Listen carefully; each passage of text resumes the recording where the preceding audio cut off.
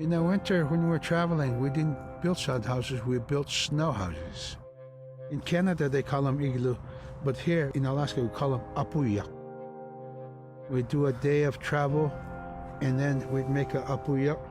The next day, my father would set traps, spend the day there, rest the dogs, give them something to eat, and then the following day, we continued to the next place. We'd go to my dad's sister, who had a house at Dubarg. They had a small sod house over there.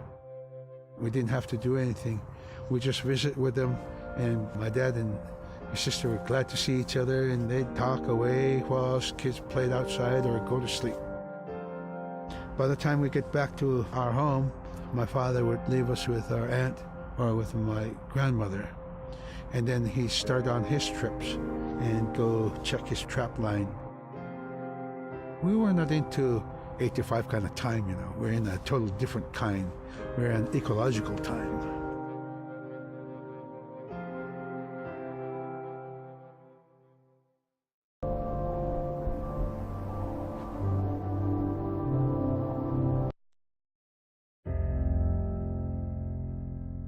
Drum is something that's common to all cultures in Alaska.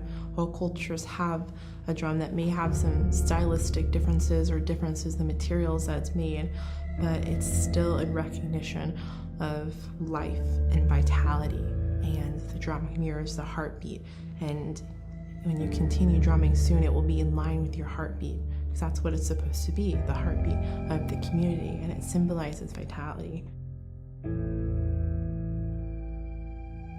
And it's the most tremendous feeling to be in a room and to have one long row of all the drummers and to have that feeling of unity, everyone beating in harmony, the drum beat in unison. It's the most beautiful feeling. And to know that you're connected, you're on the land that you are connected to. And even if you grew up outside of the community, that which is in you comes from this area. And it's the greatest feeling.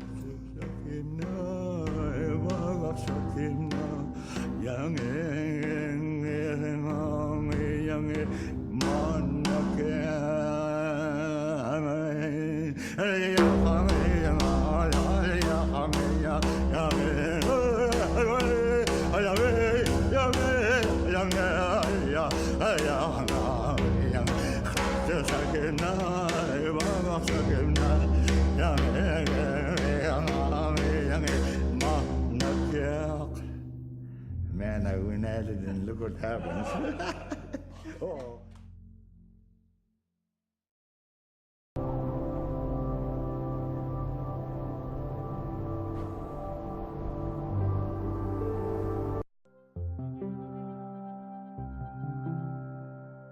They're just like other people.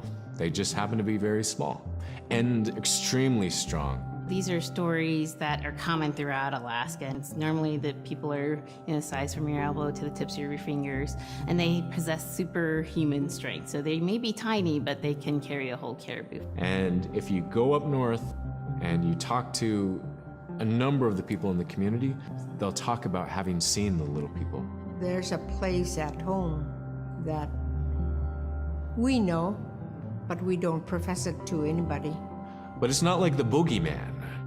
They can be mischievous, they can be ornery, or they can be helpers. And every now and then, we might have the opportunity to see them, especially if they want us to see them.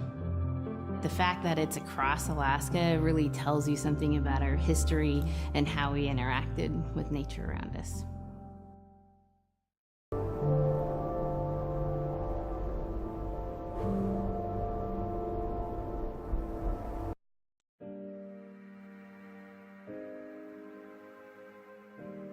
The bola is what we call kilamitan. And the kilamitan is made out of braided sinew tied out to some heavy bone which you could twirl.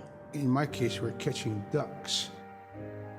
When we're out whaling, sometimes the ducks start flying. And they're good for duck hunting.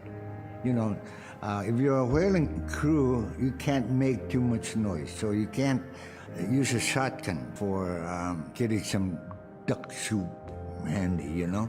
So bola was a really handy weapon to use for catching ducks. You know, the ducks fly in, you throw it up and tangles up the bird, and down they go.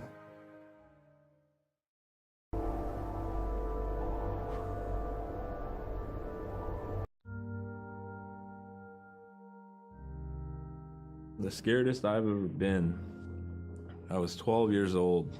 We floated out on a piece of ice while we were duck hunting. It was a bluebird day, just clear blue skies. And there was 3 of us, myself, my brother, and my dad.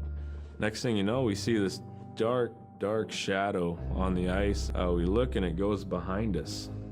So we all jumped up, startled, and my dad, he started running. We got back to the ridge there. The ice had fractured, cracked, and broke off, and we were floating away. We were drifting.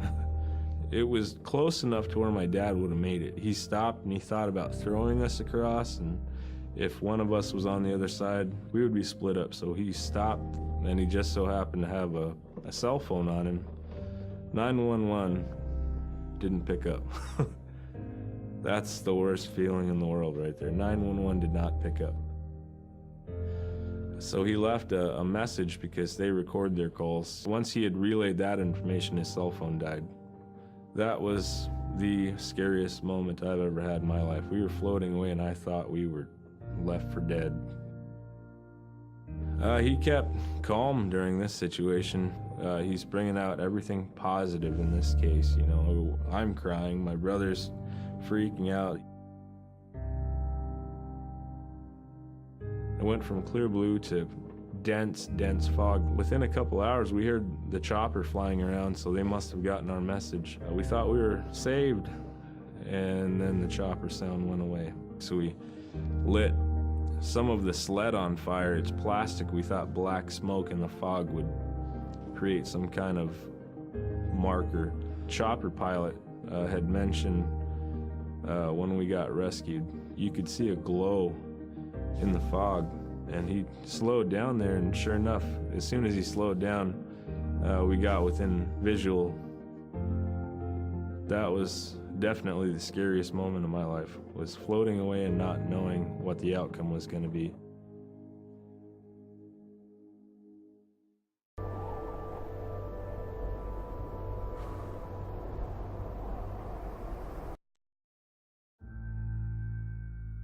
We're very much aware of the climate change, and it's been for many years, even before climatologists were noticing this change. Inuit were already saying, "Sila alangoktok." Our climate is changing. If the heat is going the way it is right now, for us it's going to be pretty bad. Different birds are coming, and they're coming earlier, and sometimes rain is more than what we want, because when there's more rain, we know it's going to melt the permafrost. In my time as a young whaler, when I was 9 years old, we're hunting from ice that was about 25 feet thick. And there was giant icebergs already floating, coming by. That was the first signs of a changing climate. Ice that never broke before was now moving. Now, here it is 50 years later, we're hunting whale from ice that's 18 inches thick. There's no more thick ice. It's creating a malfunction in our whaling season, is what it is. Actually, more than that, all seasons in general. I think we are more scientists than more people will realize. We have more knowledge of those things than people will ever know.